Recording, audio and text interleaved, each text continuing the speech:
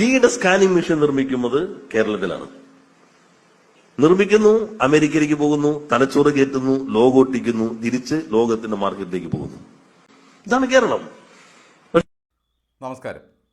പണ്ടൊരു നമ്പൂതിരിയും കാര്യസ്ഥനും കൂടി വഴിയാത്ര പോകുമ്പോൾ തൊട്ടടുത്ത ഒരു വീട്ടിൽ നിന്ന് മീൻ ചുടുന്നതിൻ്റെ അസഹനീയമായ ഗന്ധം വന്നു.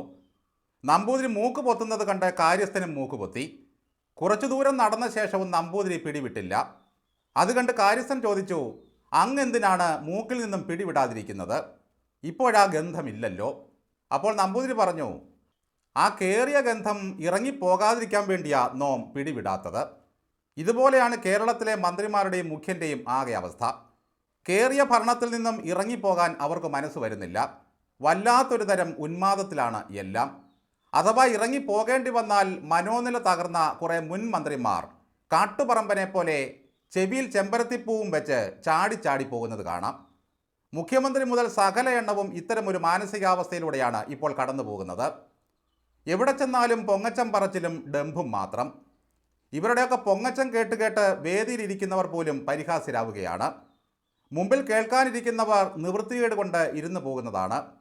കേട്ടില്ലേ സഖാവ് പൊങ്ങച്ചം രാജീവിൻ്റെ ഒരു പ്രസംഗം. MRI സ്കാനിംഗ് മെഷീൻ നിർമ്മിക്കുന്നത് കേരളത്തിൽ. നിർമ്മിക്കുന്നു, അമേരിക്കയിലേക്ക് പോകുന്നു, തലച്ചോറ് കയറ്റുന്നു, ലോഗോ ഒട്ടിക്കുന്നു, തിരിച്ച് ലോകത്തിൻ്റെ മാർക്കറ്റിലേക്ക് പോവുകയായി. അതെന്താ രാജീവെ, തലച്ചോറ് കൂടി ഇവിടെ അങ്ങ് കയറ്റിയാൽ പോരെ? ആപ്പിളിൻ്റെ ഏത് ഫോൺ നിങ്ങൾ ഉപയോഗിച്ചാലും ഒരുപക്ഷെ മമ്മൂക്കയുടെ കയ്യിൽ ലേറ്റസ്റ്റ് ഉണ്ടാകും. പക്ഷേ ആപ്പിൾ ഫോൺ ഇറങ്ങിയാൽ ടെസ്റ്റ് ചെയ്യണമെങ്കിൽ കേരളത്തിലെ സംവിധാനം വേണം. ലോകത്തെ ഏറ്റവും വലിയ ബ്ലഡ് ബാഗ് കമ്പനി നമ്മുടെ കേരളത്തിലാണ്.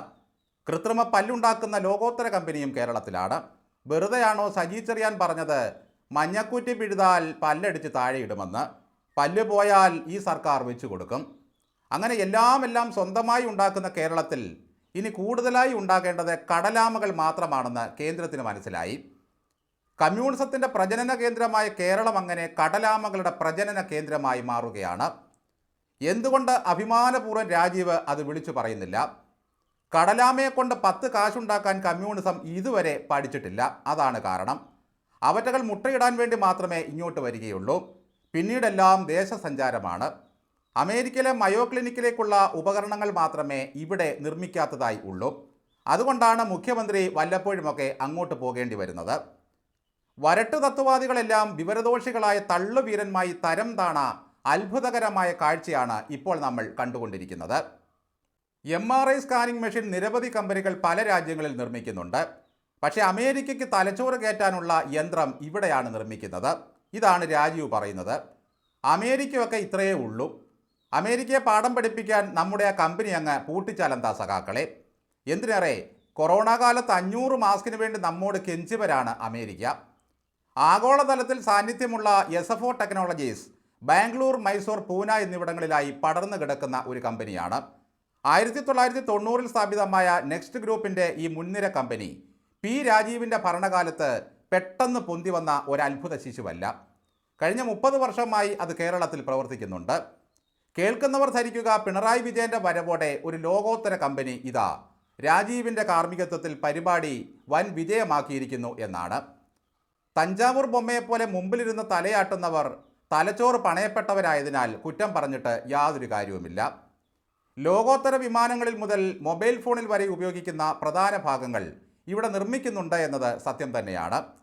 അവിടെ വർഷങ്ങളായി നടന്നു വരുന്ന ആ പ്രക്രിയ രാജീവിൻ്റെ തള്ളലുകൊണ്ട് പ്രവർത്തിച്ചു വരുന്നതല്ല. SFO ടെക്നോളജി എന്ന സ്ഥാപനം പൂട്ടിക്കാൻ പറ്റിയില്ല എന്നത് മാത്രമാണ് ഈ പാർട്ടി നമ്മോട് കാണിച്ച ഏറ്റവും വലിയ മഹാമനസ്കത. ലോകത്തെല്ലായിടത്തേക്കും പൊറോട്ട കയറ്റി അയക്കാൻ ആഹ്വാനം ചെയ്യുന്ന സരോജ് കുമാറിനെ ഓർക്കുന്നില്ലേ?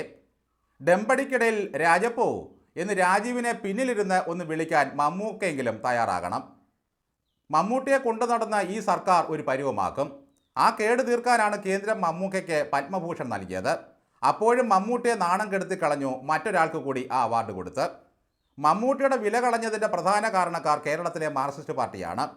ഇപ്പോൾ കിട്ടിയ പത്മഭൂഷൻ്റെ വില കളയാനും ഒരാൾ അവതരിച്ചു, പത്മവിഭീഷണൻ വെള്ളാപ്പള്ളി.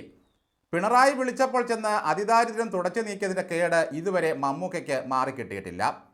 രാജീവിൻ്റെ പ്രസംഗം കേൾക്കുമ്പോൾ ഇരുന്ന് ചമ്മുകയാണ് മമ്മൂക്ക എന്ന് ആർക്കാണ് അറിഞ്ഞുകൂടാത്തത്? ആ മുഖഭാവം കണ്ടാലറിയാം വെറുതെ ഇരുന്നു കൊടുത്തു പോയതാണ് പാവം.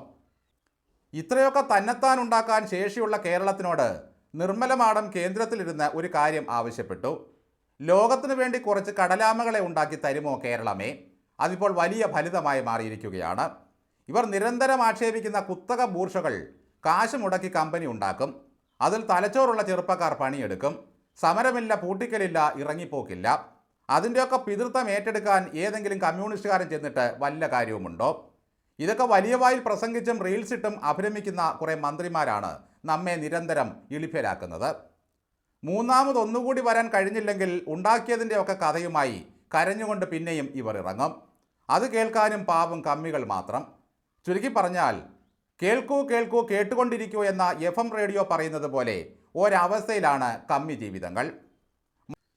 മറ്റു മന്ത്രിമാരുടെ തള്ളുവീരഗാഥകൾ കൂടി കേൾക്കുമ്പോഴറിയാം മൊത്തത്തിൽ പിരിയിളകിയ ഈ ക്യാബിനറ്റിൻ്റെ ഒരവസ്ഥ.